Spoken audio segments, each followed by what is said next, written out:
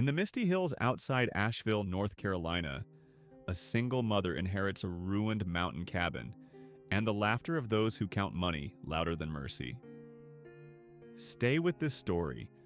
There's a quiet courage waiting, a hidden thread tugging at old timber and proud hearts. If it moves you, please subscribe, like, and tell us where you're watching from. The gravel road cracked under Maya Carter's worn sneakers as she approached the cabin, each step releasing a chorus of stones grinding beneath her feet. The weight of life had been pressing down on her shoulders for too long, making even this short walk feel like a marathon. The late afternoon air carried the damp, green scent of kudzu and pine sap, mixed with the faint sourness of rotting wood from the cabin's porch. Wind whispered through torn window screens, creating a dry, papery hiss that seemed to welcome and warn her at the same time. Maya paused, taking in the sight of her unexpected inheritance. The single-room cabin stood defiant against the Blue Ridge Mountains of North Carolina, its weathered boards gray as storm clouds, its roof sagging in the middle like a tired back. Inside, visible through the cracked windows, a rusted stove occupied one corner, a sagging cot another, and a broken picture frame lay on the floor, its glass glittering like ice in the pale afternoon light. Lily, her 8-year-old daughter, tugged at Maya's sleeve. "It smells like rain," she whispered, her voice small but certain. It did, earthy and metallic, as promising a storm by nightfall. Maya nodded and set down 2 plastic bags from the Salvation Army thrift store, containing 2 mismatched bowls, a tin opener, and a blue-striped towel that looked braver than it felt. "Is this our new home, Mama?" Lily asked, her brown eyes wide with curiosity rather than disappointment. Maya marveled at her daughter's resilience, always finding wonder where adults saw only hardship. "Yes, baby. This is Aunt Eunice's place. It's ours now." The words felt strange in Maya's mouth, ownership being a concept she'd had little experience with. 3 eviction notices in 2 years had taught her that roofs were temporary, walls even more so. A pickup truck rolled up the hill then, tires spitting gravel, the engine's steady growl drowning out the mountain's quiet. Maya straightened her back, instinctively pulling Lily closer as the vehicle came to a stop. Paxton Reeves stepped out wearing a crisp navy blazer that seemed too clean for these mountains, his cologne sharp as citrus cutting through the natural scents around them. He ran the gated development down the ridge, Reeves Ridge Estates, a collection of glass-walled homes with infinity pools that seemed to steal pieces of the sky. Maya had seen the billboards on her drive-in. Luxury living above the clouds. "So this is the great inheritance," he said, sweeping a hand toward the sagging roof. His words clanged like a dropped pan in the mountain stillness. He smirked. At the dangling gutter, the mailbox listing like a ship about to sink. "Maya Carter, right? Eunice's niece from Asheville, was it?" "West Asheville," Maya corrected, though she wasn't sure why that mattered now. Paxton nodded absently, his eyes already moving past her to survey the property. "Should have let it go to auction, sweetheart. Would have saved yourself the trip. Some places don't deserve saving." Maya swallowed the lump forming in her throat. She felt the porch boards breathe beneath her feet, old timber holding back a long memory of storms. Lily's small hand found hers, sticky with melted peach candy from their last gas station stop. "We're not looking to sell," Maya said, her voice steadier than she felt. Paxton laughed, the sound hollow as an empty can. "Not yet, maybe." He handed her a business card, the paper thick and cream-colored, embossed with gold lettering. "But you will. Those code violations alone will cost more than this shack is worth. County inspector's an old buddy. He'll be by tomorrow, I expect." Far below, a chainsaw started and stopped, a buzz like a wasp in a jar. Paxton glanced at the hillside as if it already belonged to him, then flicked invisible dust from his cuff. His smile was wide, his eyes were empty. "Call me when reality sets in. I've got buyers who'd take this eyesore off your hands. They just want the land. $30,000 cash deal. More than generous, considering." Maya's chest tightened. $30,000 was more money than she'd ever seen in one place. But something in his tone, in the way he looked through her rather than at her, made her spine stiffen. "We'll manage," she said, though she had no idea how. Paxton shrugged, turning back toward his truck. "Your funeral." He paused, looking at Lily, who was now examining a line of ants marching along the porch rail. "Shame to bring a kid out here. No internet. Schools are a 40-minute drive. CPS tends to notice that kind of thing, especially when anonymous concerns get called in." The threat hung in the air like the coming storm.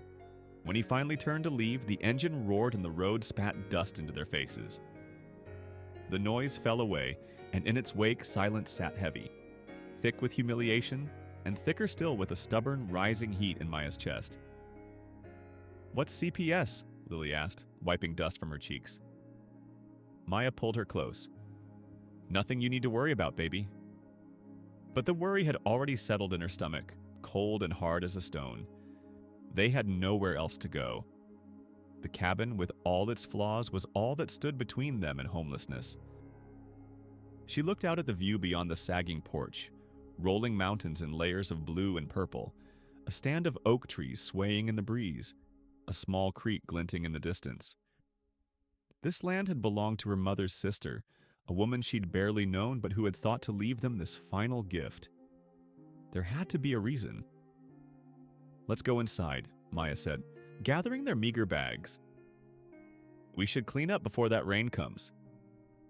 Lily nodded solemnly, then broke into a small smile. "Can I pick which corner is my bedroom?" Maya managed to smile back, despite the weight pressing down. "Absolutely. Best corner in the house for my best girl." As they stepped through the doorway, the floorboards creaked a welcome. Outside, the first rumble of thunder rolled across the valley, and the scent of rain grew stronger.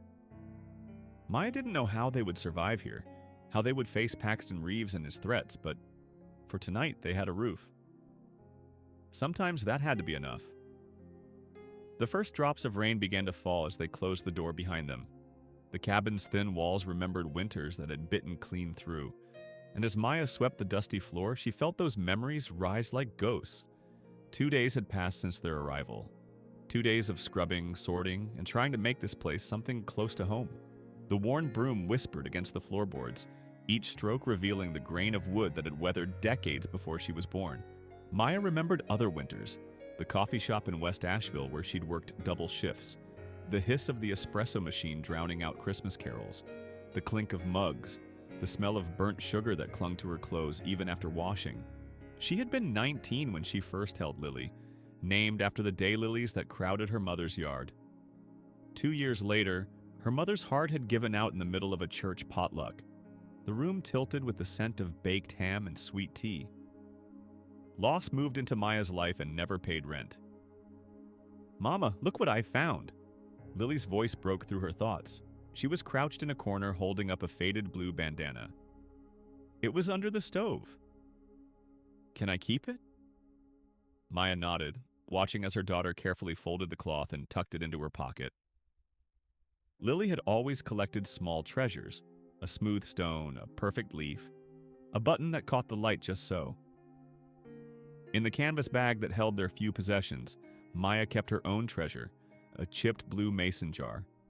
Once it had held a handful of coins they saved for someday, when her rent spiked and her hours were cut. Someday shattered. The jar stayed, though, with a paper crane Lily had folded and dropped inside. The crane's wings were creased and tired, but it still looked like flight if you squinted. A knock at the door startled them both. Maya's heart jumped. Was it the county inspector already? But when she opened the door, an elderly man with skin the color of burnished walnut stood there, holding a paper sack. "Mr. Alvarez from down the holler," he introduced himself, nodding toward a distant cabin half hidden by trees. "Thought you might need these."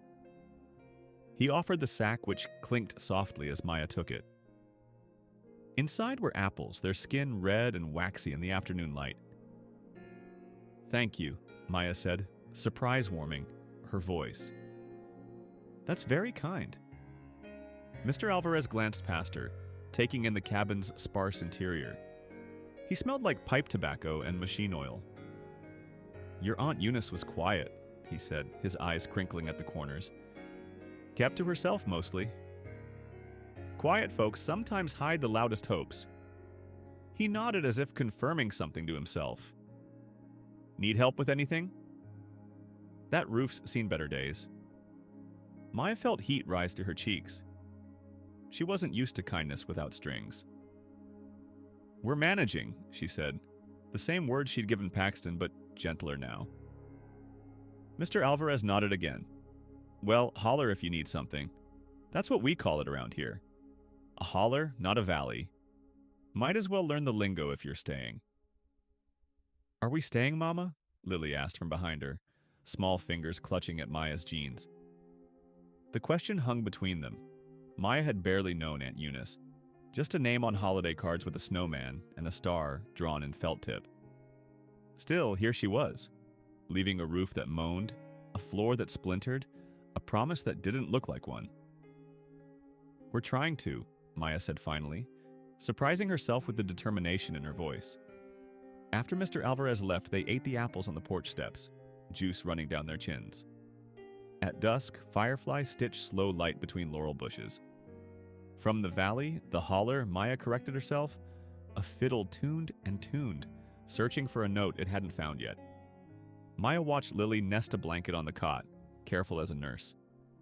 Whatever life had taken, something kept sprouting in her child, an untarnished faith in the next morning. Maya wasn't sure she believed, but she wanted to believe, and sometimes wanting was the first plank in a bridge. The peace didn't last. The week swallowed small humiliations whole. First came the yellow notice, flapping on their door like a wounded bird. Code violations, fines looming like thunderheads. Roof not up to code. Septic system questionable. Water supply not approved. Each item followed by a dollar amount that might as well have been $1 million. At the grocery store in the nearby town of Burnsville, Maya counted bills for flour and powdered milk, the register's cold beep slicing her focus. Behind her, voices murmured, "That's the cabin girl," someone said, not kindly. "Eunice's niece. Trying to fix up that old place." Another voice replied, "Waste of time. Reeves will get it in the end, always does." News moved faster downhill than water in these mountains. On Thursday, Paxton returned with a clipboard and a polite cruelty that cut deeper than outright meanness. He wore pressed khakis and a polo shirt embroidered with the Reeves Ridge logo, his smile practiced as a television preacher's. "County inspector came by yesterday," he said, not bothering with hello. "Report's not good." "I wasn't home yesterday," Maya said, crossing her arms. "They don't need you there to see what's wrong." He gestured toward the ridge where his houses glittered like promises. "Our homeowners are concerned. Your roofline's an eyesore from the east balconies. Property values, you understand." He offered a glossy pamphlet about land improvement opportunities and quoted a cash figure that sounded like an insult spoken in numbers. "Take it. Start fresh in town. There's an apartment complex with vacancies, nothing fancy, but better than this." His cologne stung, mixing unpleasantly with the wild honeysuckle that grew along the path. The taste of metal rose in Maya's mouth, that pre-storm tang that warns of lightning. She took the pamphlet without a word. "Think about your little girl," Paxton added, his voice dropping to a concerned whisper that fooled neither of them. "This isn't a proper place for a child." After he left, Maya folded the pamphlet once, twice, then slid it into the mason jar. The paper crane blinked up at it like a small, patient witness. Her hands shook and she hated that they did. That night, rain arrived at last. First a petting, then a pounding. Water threaded through a seam in the roof, dripping into a bowl with the slow metronome of doubt. Lily slept curled like a comma, her breath warm hay. Maya lay awake and let the dark name her fears. Fines that became liens, liens that became loss. Custody questions shaped by addresses instead of love. The steady, lawful way the tide could take everything that wasn't nailed down. She thought of Aunt Eunice, a woman she'd met only twice, both times at funerals. She tried to imagine her kneading dough at the small table by the window, steam fogging the glass in winter.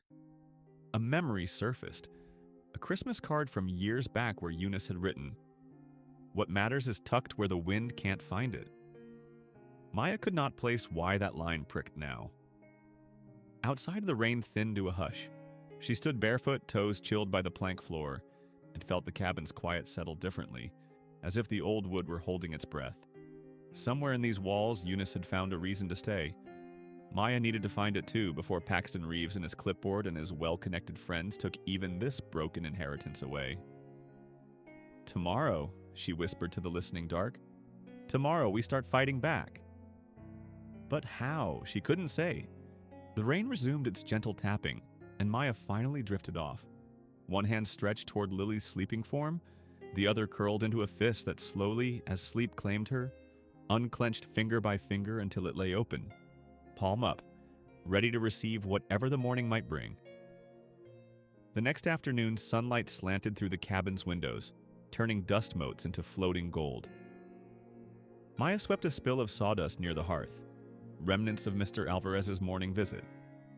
He'd brought over a small electric heater, for when September turns cold, and had tightened a few loose boards while there. His quiet help made her throat tight with gratitude. "Don't need thanks," he'd said, waving away her words. "Mountain people look after their own. Your aunt did the same for my Teresa when she was sick." Now the cabin felt different somehow, still broken, still precarious, but touched by something other than desperation. As Maya swept, a small glass marble slipped from Lily's pocket where she played nearby. It spun across the uneven floor, humming a tiny, translucent song of blue and green swirls. "My shooter!" Lily cried, scrambling after it as it rolled under a warped board by the stove. She dropped to her knees, pressing her cheek against the floor to peer into the crack. "Wait," she said suddenly, voice bright with purpose. "Mama, listen." She pressed her ear to the floor and grinned. "It sounds hollow." Maya set down her broom. "What do you mean?" "Like when you knock on a pumpkin to see if it's good," Lily explained, rapping her knuckles on the board. The sound echoed differently than the solid thunk of the surrounding floor. They found a butter knife in the thrift store drawer, its handle engraved with a faded rose. Maya worked the tip into the seam where the board met its neighbor. The wood resisted, then gave with a long, reluctant sigh, releasing a breath of cool dust that smelled like library stacks and rain-soaked paper. "There's something under there," Lily whispered, eyes wide with wonder. Beneath the board was a narrow space, and nestled within it, a biscuit tin, rusted freckles blooming along its lid. Lily cradled it in her small hands as if it might pulse like a heart. The lid gave with a gritty scrape that sent a shiver down Maya's spine. Inside lay a folded map, its creases soft as cloth from years of opening and closing, and a stack of letters bound with faded twine. There was a deed, old and official, the kind of paper that makes people stand straighter. Names jumped out at her. Harper, Eunice, boundaries scratched out in ink, the line of a spring traced like a vein on the back of a hand. A survey from 1932. A right-of-way described in careful, looping script that ran straight under what had become the manicured access road to Reeves Ridge Estates. "What is it, Mama?" Lily asked, peering at the papers. Maya's hands trembled slightly as she unwrapped the twine from the letters. I think it's important," she said, her voice hushed with discovery. A small envelope slid out from between the papers, sealed but unsealed over time, the glue having long since surrendered. Inside was a note in handwriting Maya recognized from Christmas cards. Aunt Eunice's spidery script. "For the day you need to stand without shaking." Maya read aloud, breath catching as understanding dawned. Paxton's road crossed her land. The spring that sweetened his luxury faucets rose on her side of the property line. The letters included one from a land trust attorney written years ago, an offer to record protective easements and ensure stewardship money, if the owner ever needed help maintaining the spring and surrounding forest. Lily's marble, forgotten now, rested against the tin like a tiny glass eye that had seen everything and waited patiently for this moment. "What does it mean?" Lily asked, her small finger tracing the blue line of the spring on the map. A warmth spread in Maya's chest that had nothing to do with the afternoon sun. "It means we might have a chance," she said, gathering the papers carefully. She wasn't thinking of cash value now. She was thinking of leverage, of dignity, of doors that must be knocked on because they'd been locked against her too long. The cabin seemed to rise half an inch around her, as if squaring its shoulders. Maya stood, papers clutched to her chest, and for the first time since arriving, she felt the ground solid beneath her feet. "We need to make some phone calls," she told Lily, "and I think we need to visit the county office." Maya spent the next 3 days hunched over papers at the small table, making calls from the payphone outside the general store and piecing together the puzzle Aunt Eunice had left them. Mr. Alvarez drove them to the county records office in his rattling pickup, the bench seat cracked but clean, a rosary hanging from the rearview mirror. Eunice never was one to back down, he told Maya as they drove. Quiet, yes. Weak, never. At the records office, a clerk with permed gray hair and reading glasses on a chain confirmed what the papers had suggested. "This right-of-way was never properly transferred," she said, tapping a lacquered nail on the survey. "And the spring is definitely on your property, honey." The land trust attorney, a woman named Helen with salt and pepper hair and a voice like smooth stones, returned Maya's call that evening. "I remember your aunt," she said. "Fierce about protecting that water. We'd still be interested in helping if you're staying." "I'm staying," Maya said, the words no longer a question. That night, she sat on the porch steps, the tin open beside her, papers spread out in the last light of day. Lily had gone to bed, the excitement of their discovery having worn her out. Maya traced the property lines with her finger, trying to imagine Aunt Eunice doing the same, planning for a future she wouldn't see but believed in anyway. A truck engine growled in the distance, then headlights swept across the yard. Maya's stomach clenched as Paxton's pickup pulled up. He got out still wearing his office clothes, face tight with irritation. "Got a call today," he said without preamble. "Some land trust lawyer asking about my road easement." "You wouldn't know anything about that, would you?" Maya stood, gathering the papers into a neat stack. "I found some things that belong to my aunt," she said, her voice steadier than she'd expected. "Seems the county records don't match what you've been telling me." Paxton's face darkened. "Listen, whatever you think you found." "I found the truth," Maya cut in. "Your road crosses my land. The spring that supplies your development rises on my property. And you never got proper permission for either." He took a step toward her, but something in her stance made him pause.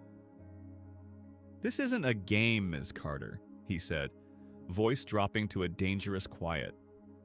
"You're out of your league." "Maybe," Maya agreed, "but I'm not alone."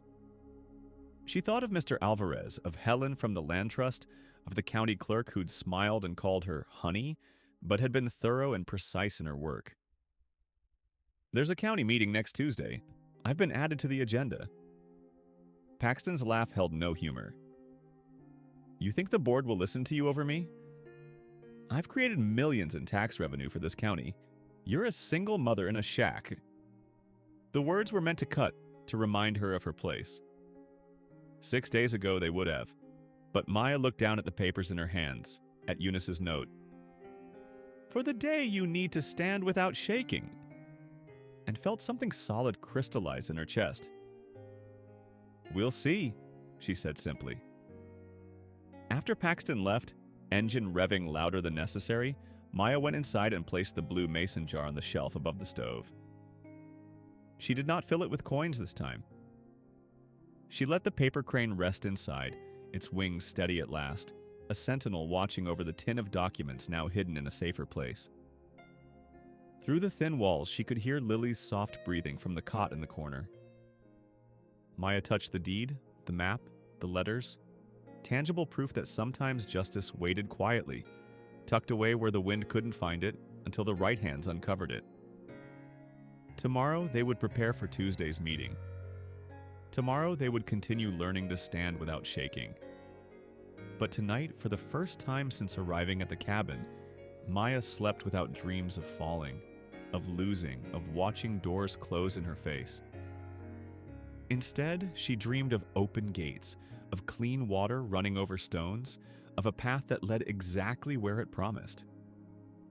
The county meeting room smelled like copier toner and wet umbrellas. Rain had started falling at dawn, a steady drizzle that darkened the mountains to charcoal smudges against the horizon.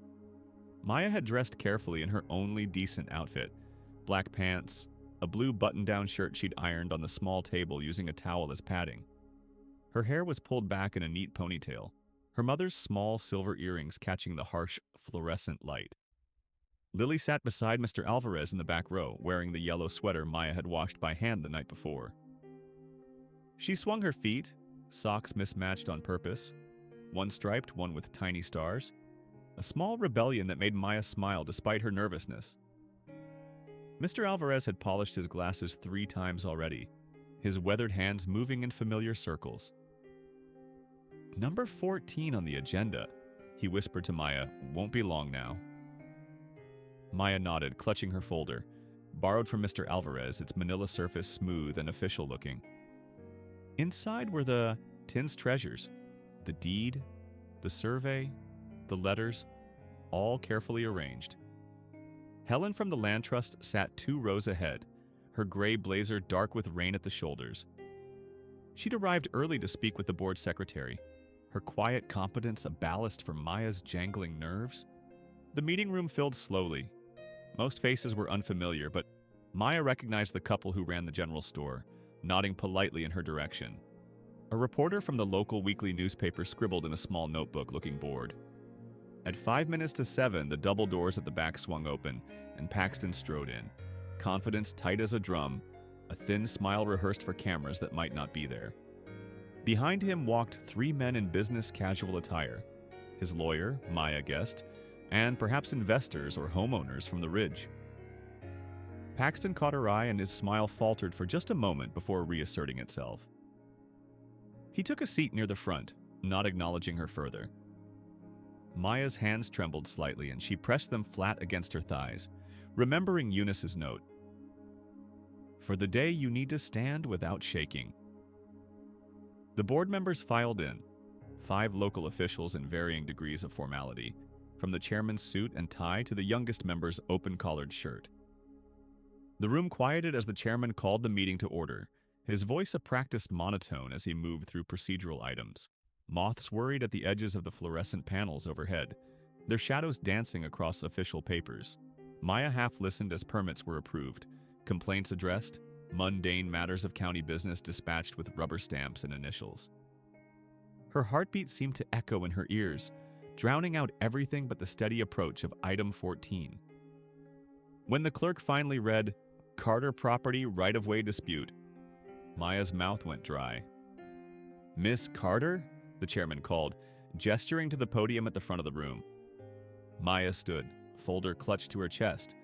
The walk to the microphone felt endless, the linoleum tiles stretching into infinity under her sensible shoes. When she reached the podium, she set down the folder with deliberate care, smoothing its edges before looking up. "Thank you for hearing me tonight," she began, her voice shaking at first, then steadying, as if the floor had found its true level beneath her feet. "My daughter and I recently inherited a cabin from my aunt, Eunice Harper, on Willow Creek Road." She described the property line, the spring, the right-of-way running under Paxton's gleaming gates. She did not speak with vengeance. She spoke like someone opening a window to let in fresh air. The documents emerged from her folder one by one, displayed on the overhead projector by a clerk with efficient hands.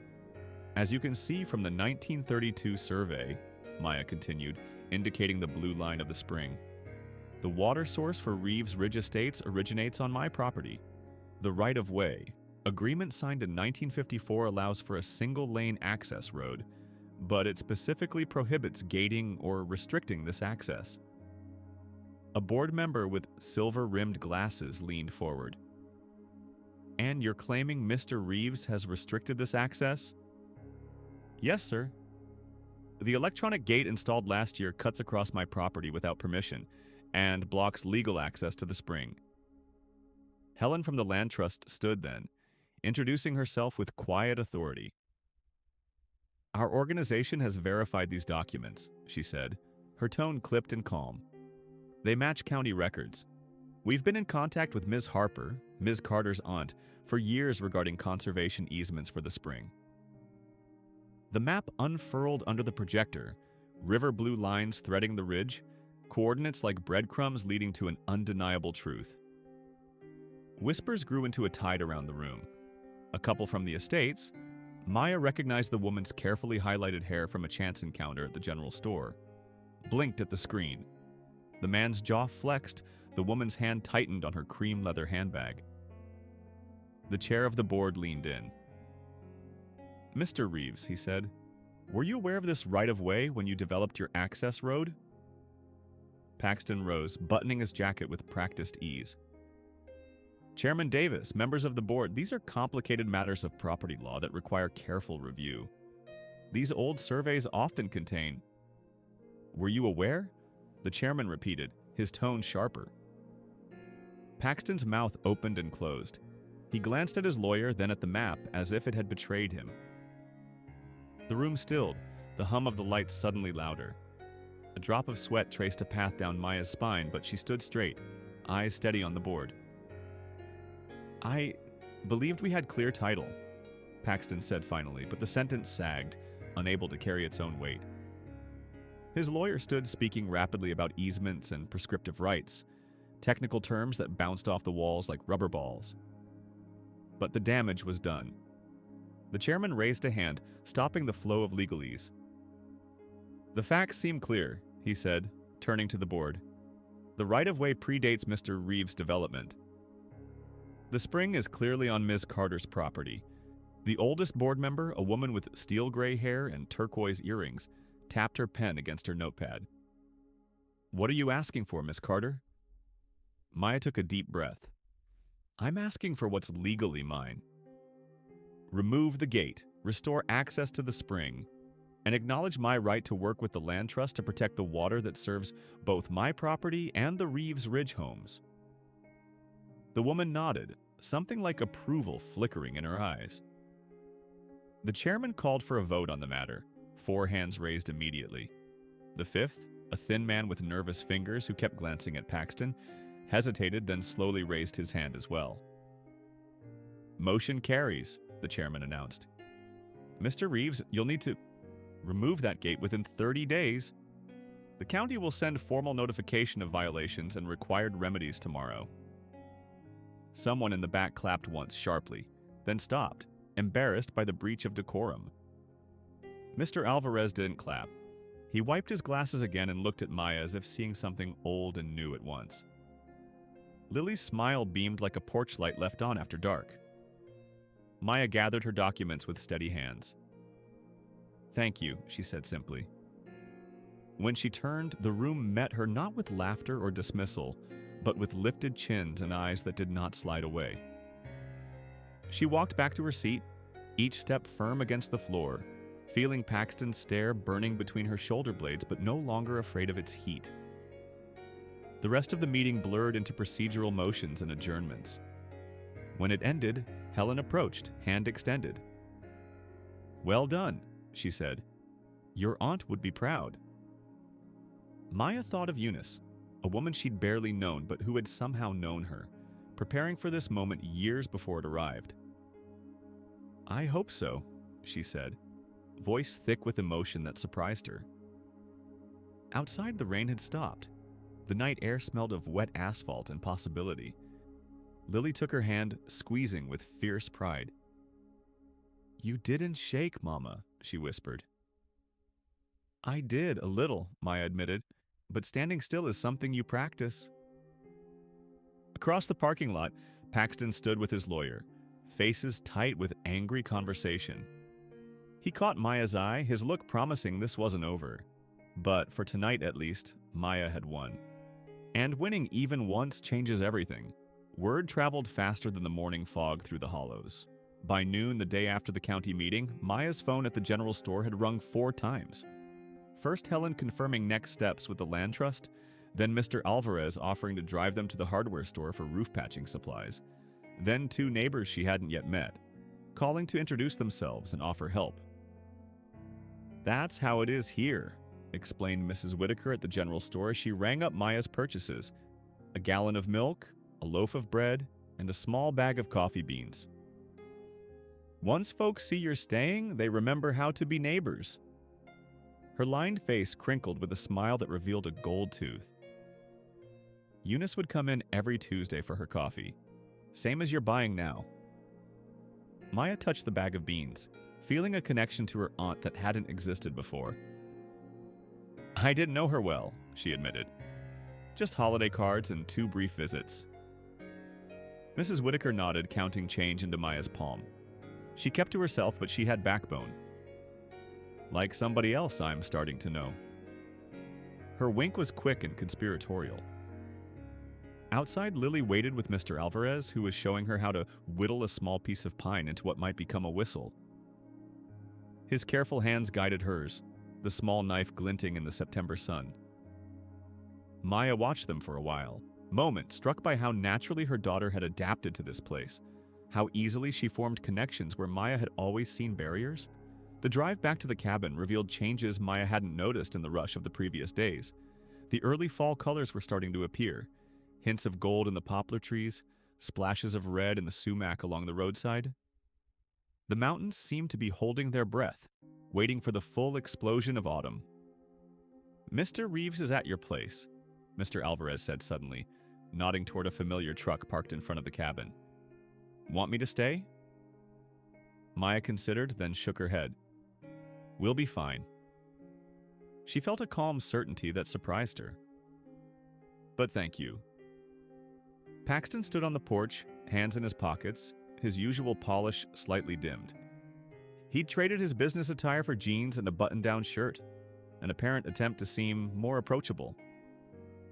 When he saw them pull up, he straightened, his expression carefully neutral.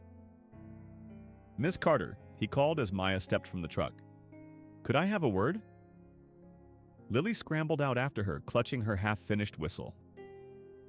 Mr. Alvarez waited until Maya nodded reassurance before driving away, his truck disappearing around the bend with a low rumble. "What can I do for you, Mr. Reeves?" Maya asked, setting her grocery bag on the porch railing. She kept her tone professional, neither hostile nor friendly. Paxton cleared his throat.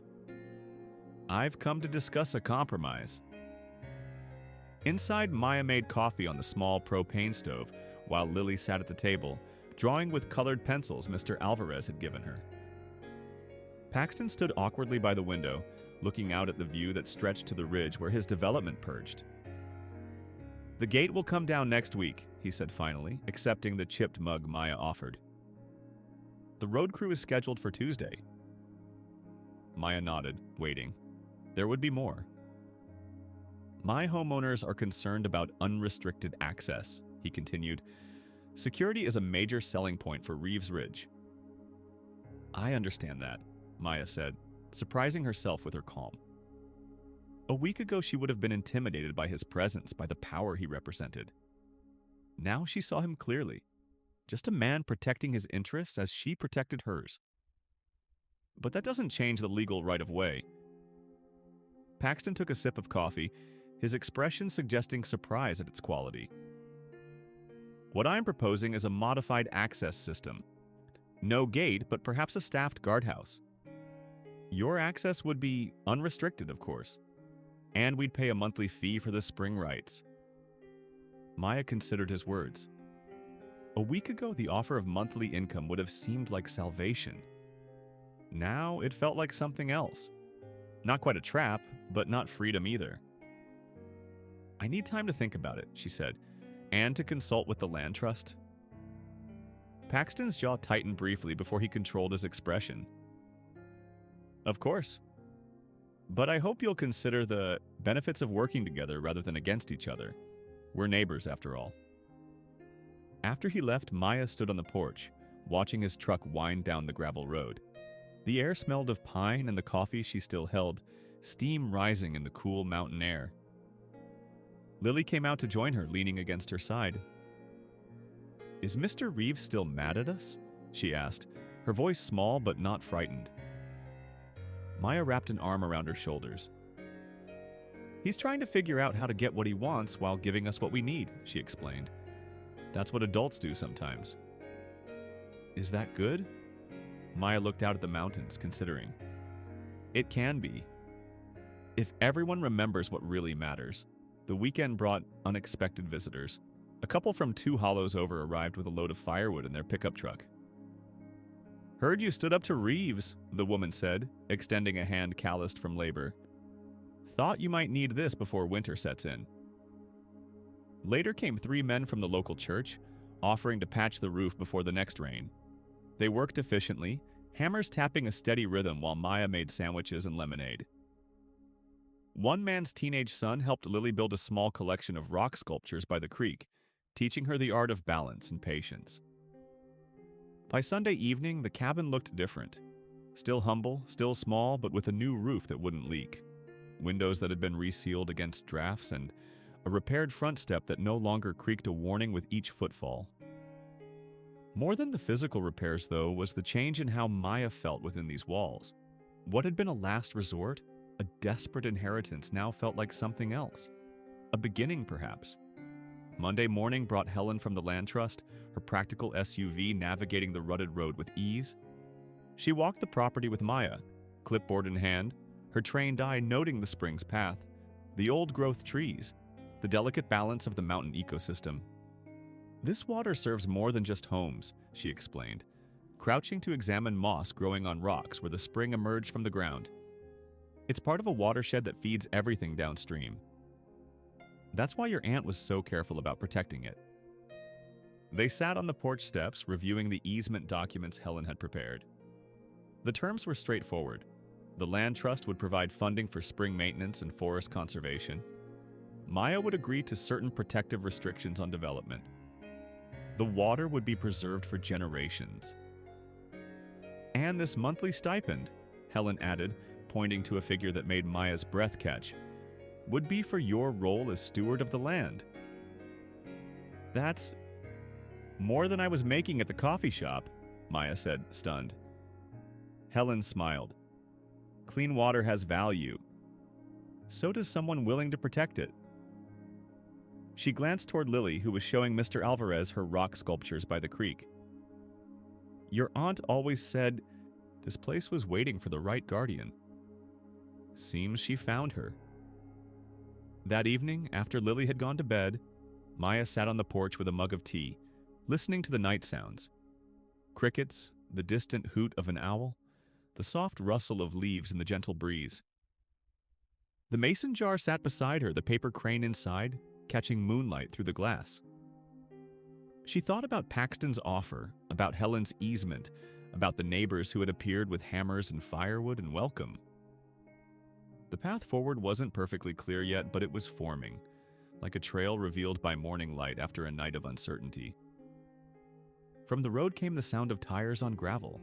Headlights swept across the yard, briefly illuminating the repaired porch and new roof before going dark. Car doors opened and closed.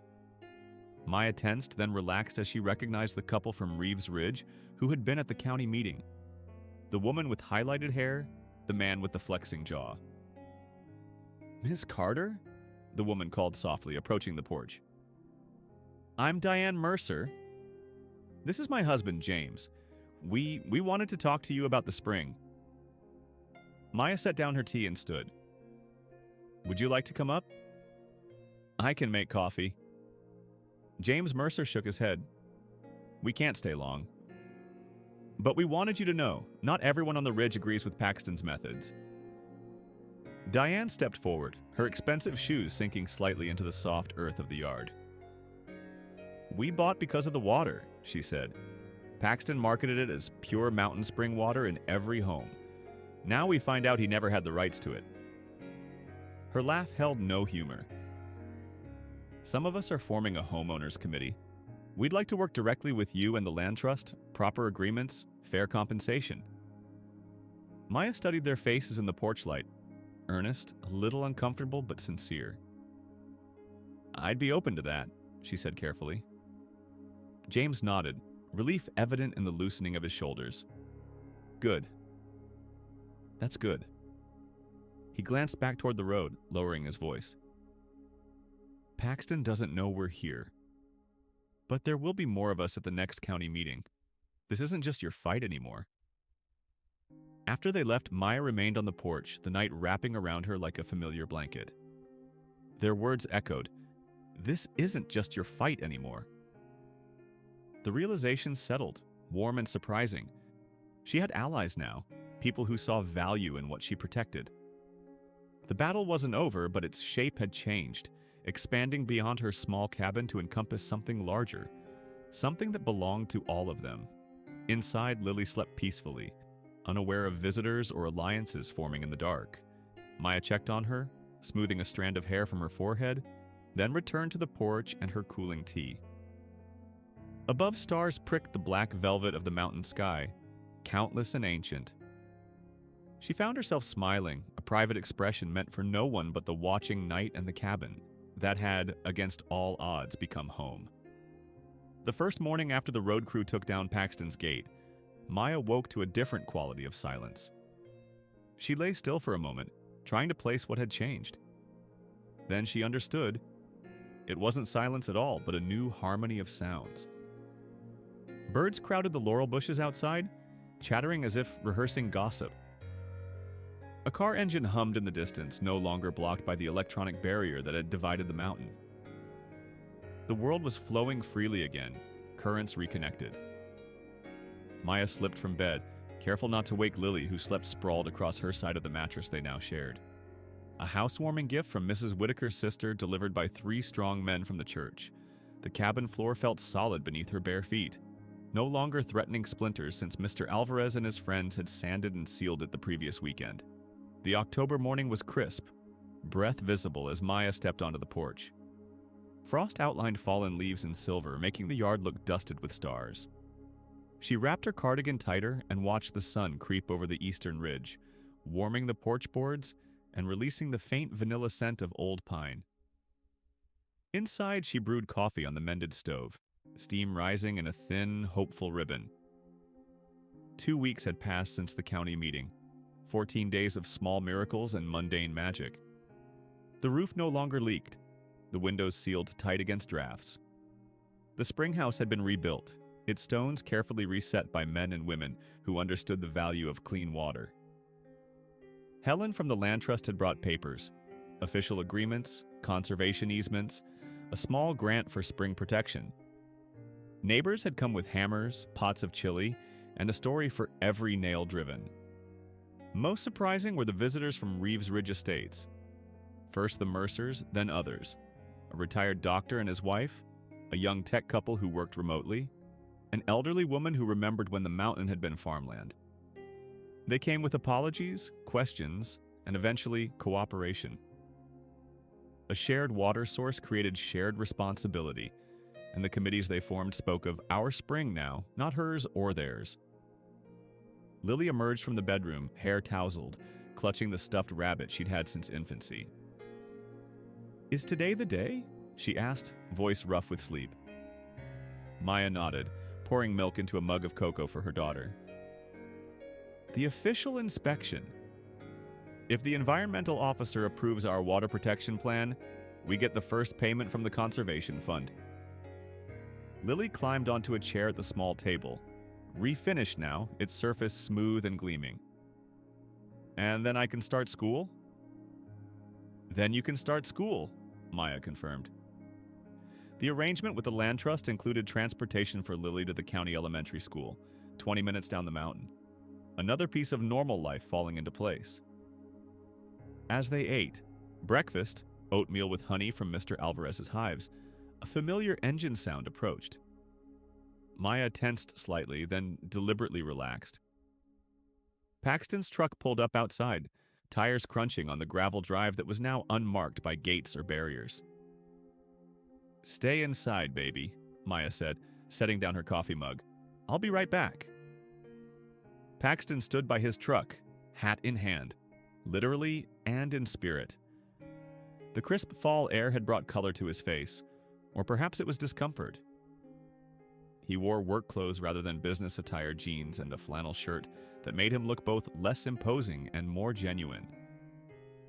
The shadow of his carefully cultivated authority had diminished since the county meeting, replaced by something closer to grudging respect.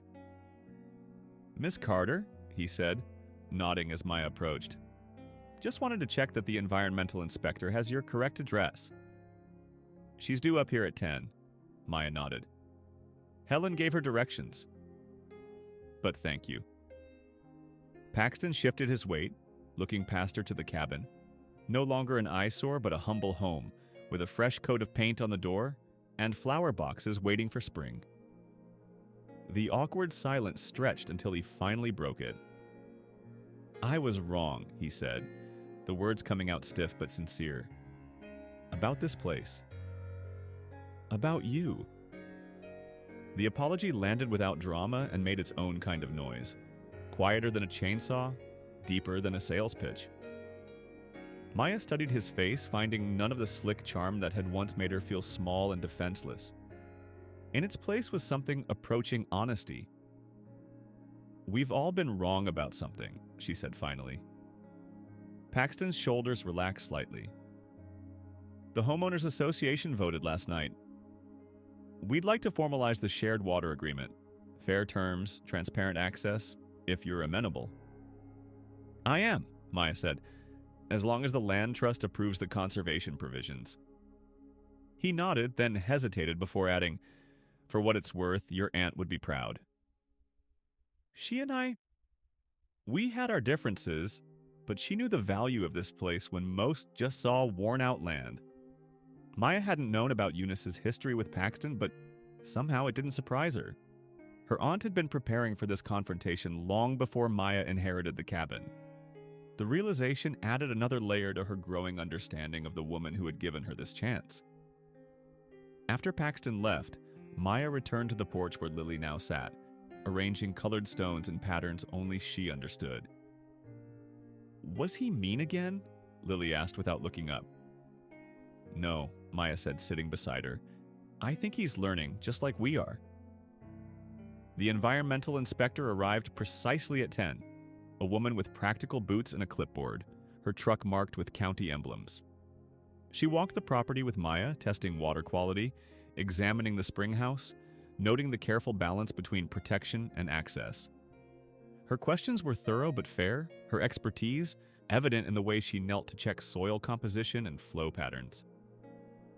"Your aunt kept good records," she said, reviewing Eunice's notebooks that Maya had found in another hidden compartment, this one behind a loose board in the bedroom. "Makes my job easier." By noon, the inspection was complete, the approval granted. The Land Trust Fund would begin monthly payments for Maya's role as water steward, supplementing the part-time job she'd found at the Burnsville Library. Enough to live on. Enough to stay. Later, sitting on the porch steps as dusk pulled violets in the holler, Maya and Lily greeted neighbors who came to hear the good news.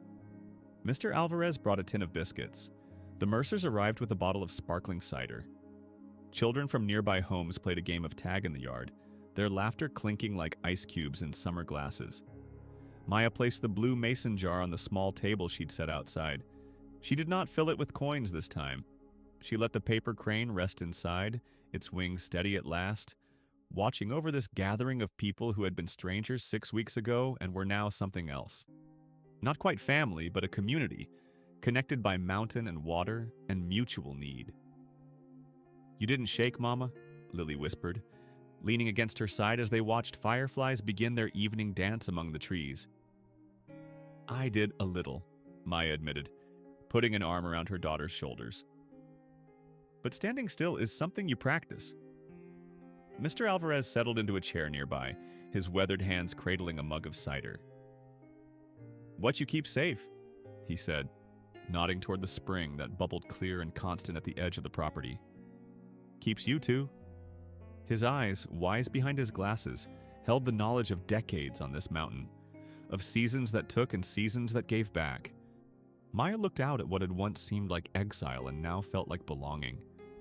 The cabin squared and breathing behind her, the road open before her, the spring that had become both livelihood and purpose.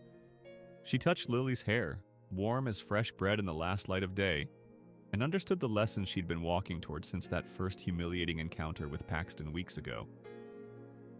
"The most valuable things are sometimes hidden," she said softly, thinking of Aunt Eunice's tin beneath the floorboards, of the paper crane's fragile hope, of the courage she hadn't known she possessed until necessity called it forth, and what looks like an ending might be where the real story begins. Lily nodded solemnly, then broke into a smile as one of the neighbor children called her name. She ran off to join the game, her laughter merging with the evening chorus of crickets and distant frogs. Maya remained on the steps, watching darkness settle over the mountain that was now home. Somewhere down the ridge, a fiddle found the note it had been searching for and let it ring clear across the valley. The sound carried a truth Maya was finally ready to hear. What matters most can neither be bought nor sold, only recognized and honored and passed along, like water flowing from a hidden spring. Tomorrow would bring new challenges, school forms to complete, conservation reports to file, a roof that would eventually need more than patches. But tonight, under a sky jeweled with stars, Maya allowed herself to rest in the certainty that she had found her place in the world. Not the place she'd expected or planned for, but the one that had been waiting for her all along. Its welcome hidden in hardship, its treasures tucked where only the patient and persistent would find them. "The love and dignity are treasures no one can steal," she whispered to the listening night. Words she would someday pass to Lily when her daughter was old enough to understand their full weight. For now, it was enough to hold this knowledge close, a private inheritance more valuable than land or water or money, the certainty that home isn't always where you start, but where you finally learn to stand without shaking.